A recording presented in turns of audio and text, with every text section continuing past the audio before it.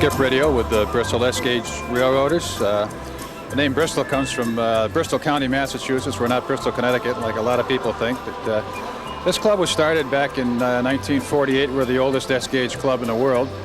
We have a club-owned modular layout system here. It's about 18 feet long, 10 feet wide. We run code 148 track on it, so we can run American Flyer trains on it. It's the minimum height that you can get away with. And we run the American Flyer trains on the inside, and we run S-scale trains on the outside. The two steam engines here are Norfolk and Western Class A. They're brass engines manufactured by Agent in Korea. They're originally imported by Overland Models, now being sold by River Raisin, what few are left. The stuff on the inside track here is old American Flyer, Hudson 332 AC, some of the old plastic American Flyer Pullman cars. And we have some scale model cars on the inside here, scratch-built scale cars. A couple of brass River Raisin E8 diesels. We run the gamut here of tin plate and scale stuff. I've been in this sport since 1955 or so, when I got my first American Flyer train set. And I kind of had American Flyer up until about 10 years ago when I switched over to scale, and now I do both American Flyer and scale. And we enjoy doing the shows here. We've been here every year for quite a number of years now. I can't tell you exactly how many, but I've been here 5 or 6 myself, and spend 2 days behind the counter here answering people's questions and talking about trains. It's a good way to spend a winter.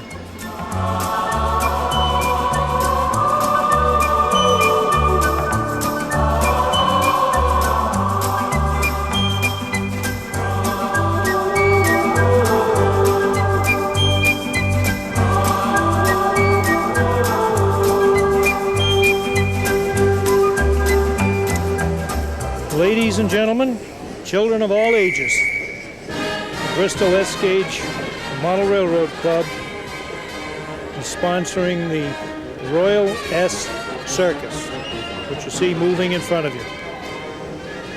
My name is Bill Boucher.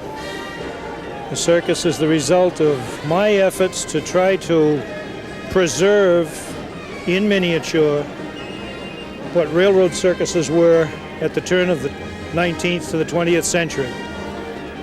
People growing up today can relate to the truck shows, they can relate to the television circuses, but there are a lot of people growing up that have never seen a railroad circus. Some of them have never even heard of them. The railroad is what made the three-ring circus possible. There just was no way you were going to bring this much equipment over 19th century roads to rural America. In an age that knew no TV, no VCRs, no record players, no hi-fi, the circus was the only contact with the outside world with a lot of people. There was one time in this country when there were 38 railroad circuses touring on upwards of 300 cars. The only one left now is the Great Ringling Aggregation.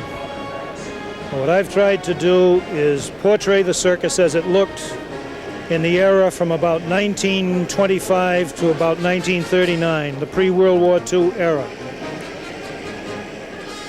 The average show train was made up of 3 parts.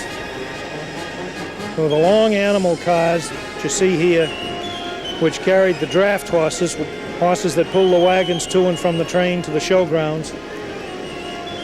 The elephants, which had a car of their own. It was a little different from the stock cars because the stock cars have slatted sides. The performing horses, the camels and zebras. The first section of the train carried the dining department, the menagerie department, and the parade wagons. The second section of the train would have carried all the equipment needed to set up the big top. The big top wasn't needed until the afternoon and evening, so it traveled second. The seat wagons, the electric generator wagons. The third section carried the sleeping cars for the working men and the performers. And of course a caboose on the tail end because the show trains were classified as freight trains and you needed someplace for the freight crew to ride. What you're looking at in this train does not come from kits. It is not available commercially. All of this equipment is handmade from scratch. Basswood, tin can metal, cardboard, paper, plastic, whatever lent itself to the job at hand was what was used. The lettering is typical of the lettering on the show trains of the era. Modesty was not a characteristic of a circus owner. He usually had his name plastered in as big a letters as he could get on the side of the cars, so they were readily identifiable. But this is what we've tried to do, and what you're looking at today, this train generally, because of its length, has to be run in two sections. Most model railroads will not accommodate it in one section. But thanks to the courtesy of the Bristol Club and their wonderful layout here and their patience, we've been able to put this thing together and run it as one complete train. In prototype, it would have been one complete train. Most circuses could handle 20 to 30 cars in a section. Circuses traveled in multiples of 5 cars. The reason being that was the way the railroad freight rates were set up. It cost just as much to move a 30-car train as it did to move a 26-car train. So you went to 30 cars. And at a time when most railroad cars were 36 to 40 feet long, the circus cars were 70 feet long. Again, the rate structure was based on the number of cars. Well, a 20-car train of 70-foot cars would carry as much as 40 or 50 cars of shorter length. So we try to, as I say, present a little bit of American history. Some people record history in photographs, some record it in paintings. So we've tried to do is record it in 3 dimensions, and that's what you're looking at.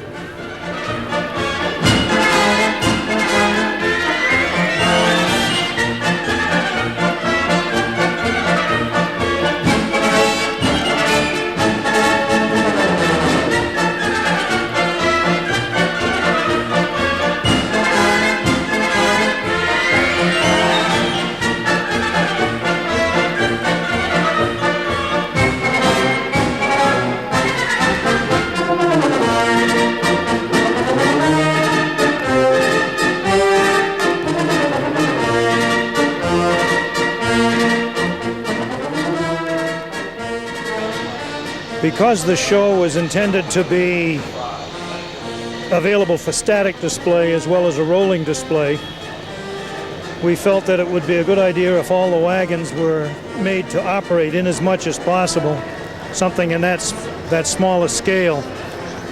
If you look at my hand, you see the comparative size of these wagons against a human hand. This was the dining department's cookhouse wagon.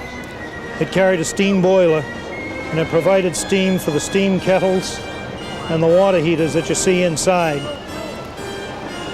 When the show first arrived on the lot in the morning, this was the first tent to go up and the first department to be in business. It was also the first one off the lot at the end of the day. Everything folds down. The whole thing can be packed off to the train before the afternoon show was over. The individual cage wagons, this one is the snake den. The snake dens traditionally had glass sides rather than bars on the side as do the other animal dens. But this is typical.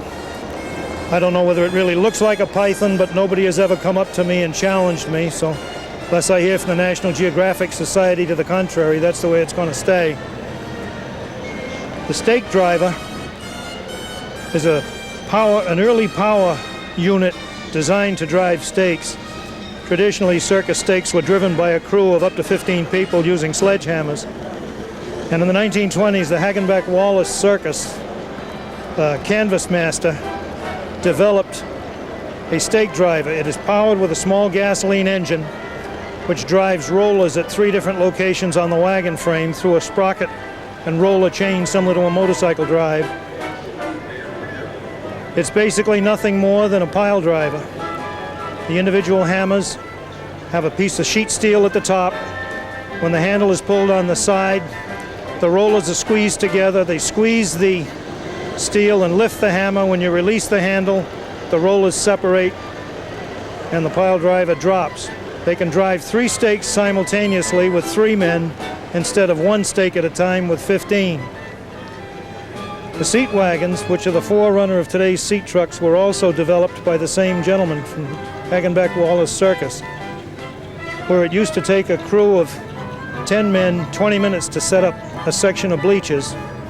With this arrangement, 6 men could do it in 4 minutes. The whole wagon is designed so that the sections merely fold up, the seat backs fold down, the footboards fold up to keep the seat backs from flopping open. There's a section that fits across the wagon bed. The ends of the wagon are removable to allow the seats to be extended up and out. And when it's time to put it away, the whole thing just folds up and is clipped into place in the side of the wagon. It's not hard to imagine the amount of labor that something like this saved.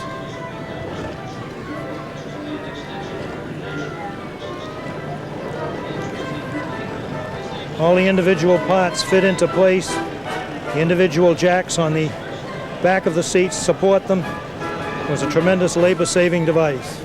I can honestly say I've had one heck of a time building the show.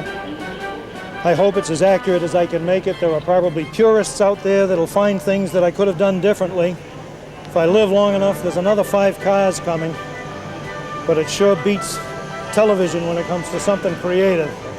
Keeps you from being a couch potato.